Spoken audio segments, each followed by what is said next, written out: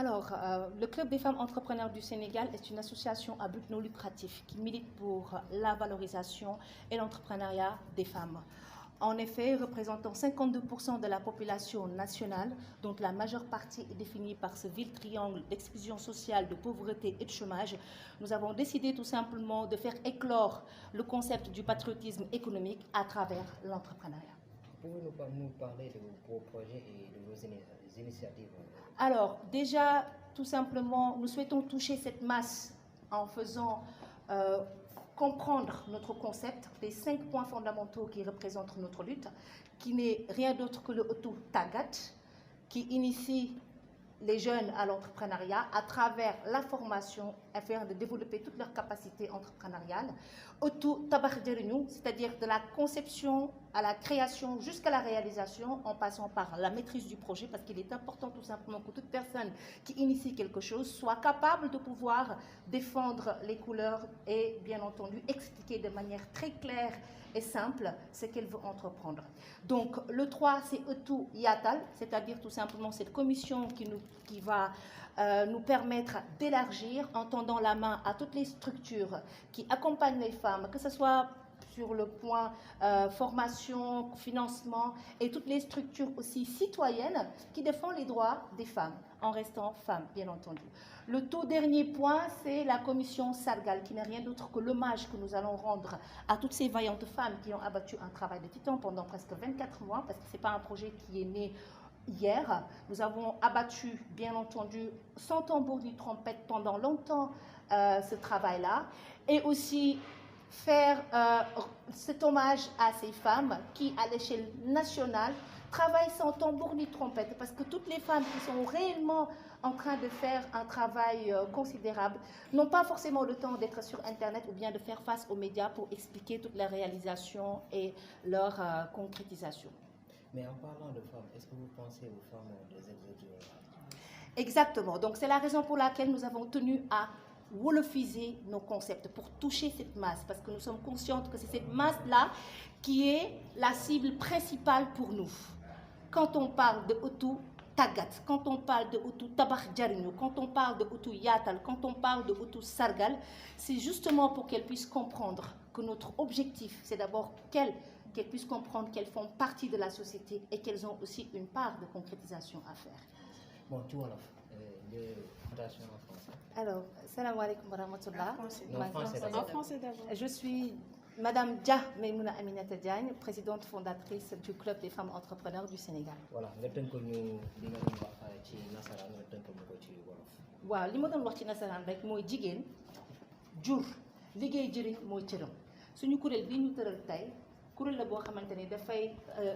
xeex wàll af yelleefu jigéen ñi nga xamante ni dañoo bëgg sanc dara mais xamuñu naka la ñuy commencer ak naka la ñuy def tey jii bu ñu xoolee à l'échelle nationale ñëpp a ngi bëgg entreprendre mais entrepreneuriat concept la boo xamante ne bii dafa am lu mu laaj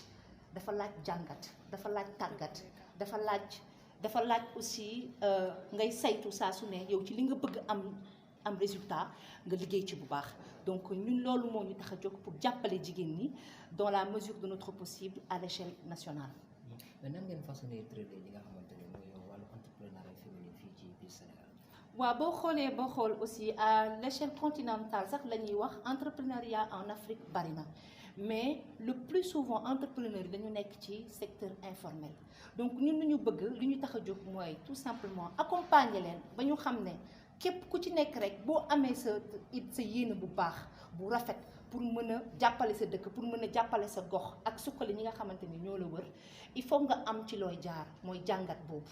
te jàngat boobu tamit ñun on est là et nous tendons la main ñi ngi tàllal loxo ñi nga xamante ne ñoo fi représenté nguur gi en passant maa ngi leen di saluer bu baax parce que ak lu mën a xew ñi ngi def liggéey bu am solo ci affaire entrepreneuriat des femmes loolu moo tax ñun ñi nga xamante ni tey jii ñoo suñu club bi ñu bëgg apporter suñu pierre à l'édifice tout en sachant que ce n'est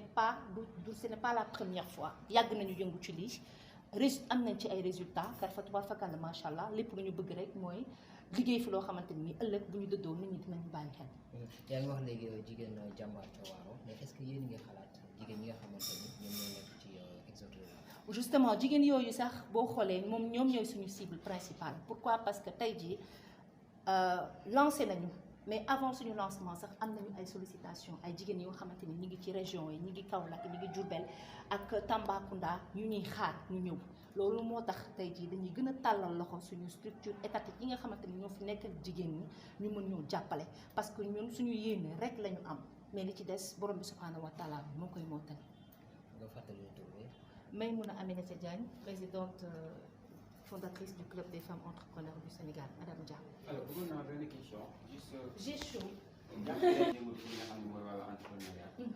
yan gàllankoor la jigéenu Sénégal surtout en particulier di jànkuwanteel pour mën a gën a yëngatu ci loolu ndax ku wax entrepreneur xam ni xëy na dina am ay quelques obstructions par rapport ak croyances religieuses yi sociales et autres maanaam yan gàllankoor tey lañ gën a mën a jànkuwanteel pour loolu am. Effectivement gàllankoor yi bari na parce que des fois dañuy bëgg mais duñu xam sax ci la ñuy commencer loolu mooy première gàllankoor tout en sachant que entrepreneuriat ñett la soit entrepreneuriat social wala entrepreneuriat corporate ce qui est là le nouveau concept d'ailleurs mooy maanaam entrepreneuriat boo xamante ne c'est diggante leader yi la mais concept boobu ñun mënuñu ko biiral pourquoi parce que déjà le concept entrepreneuriat simple am na ñu bëri ñoo xamante ni ñi ngi ci dëkk bi te comprendre luñ ko donc jigéen ñi problème yi ñuy rencontrer mooy d'abord formation dañuy insister ci loolu parce que ci loo doonul taalibeem doo doon sëriñam am xaalis kase du nga réussir sa entrepreneuriat ñàkk xaalis kase aussi du tax nga échouer sa entrepreneuriat donc li nga xamante ni moo nekk ci digg bi mooy formation bi ngay mën a suivre pour xam yow naka ak kañ nga mën a lancer ses affaires te loolu tout simplement nous sommes disposés et prêts à accompagner ces femmes surtout qui sont un peu exclues de la société. Merci.